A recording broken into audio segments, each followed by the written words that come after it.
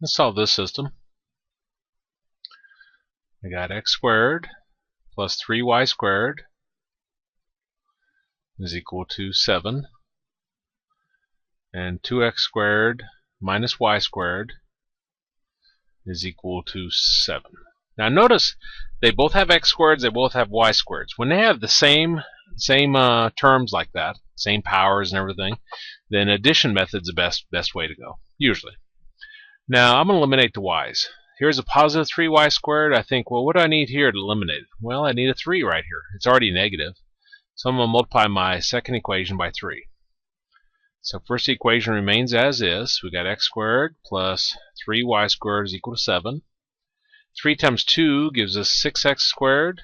3 times negative y squared gives us negative 3y squared. And 3 times 7 is 21. Well, now we're going to add these together. And when we do that, we add together like terms. So we add together the x squareds. X squared plus 6x squared is 7x squared. 3y squared minus 3y squared drops away. 7 plus 21 is 28. Now you'll know if you multiplied it by the right number if your variable disappears, like my y's did. Well, now we want to solve for x. So I'm going to divide both sides by 7. And we get x squared is equal to 4. Square root property. If you get something squared equal to the other side, you drop your squared, you put a plus or minus square root around the other side. Now square root of 4 is 2. So we're going to get x is equal to negative 2 and x is equal to positive 2. Now you want to plug that back into one of your equations. It doesn't matter which one, whichever one looks easier to you. I think maybe the second one looks a little bit easier. So I got 2x squared minus y squared is equal to 7.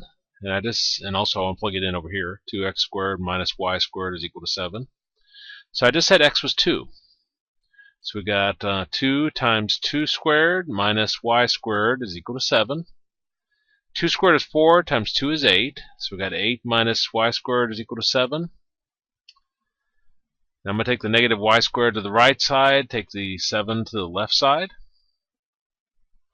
So I got 8 minus 7 is equal to y squared. 8 minus 7 is 1, so we got 1 is equal to y squared. Now we're ready for the square root property again. Square root property says if you got something squared equal to the other side, you drop your squared, and you put a plus or minus square root around the other side. Well, square root of 1 is 1, so we got y is equal to plus or minus 1. So that means from this x value here, we're going to have 2 comma negative 1, and we'll have 2 comma positive 1. And those will be two of our answers. Now we also want to plug it in over here. So we're going to put negative 2 in for x.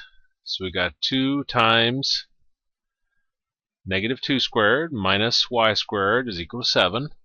Negative 2 squared is 4. 4 times 2 is 8. So we got 8 minus y squared is equal to 7. Now notice something here.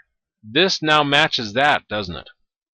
Which means if I keep solving this down, I'm going to get the same values. So y is going to equal to plus or minus 1.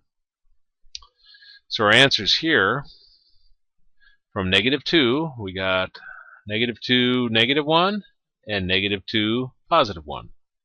And those would be our other two answers. So we got those 4 answers total.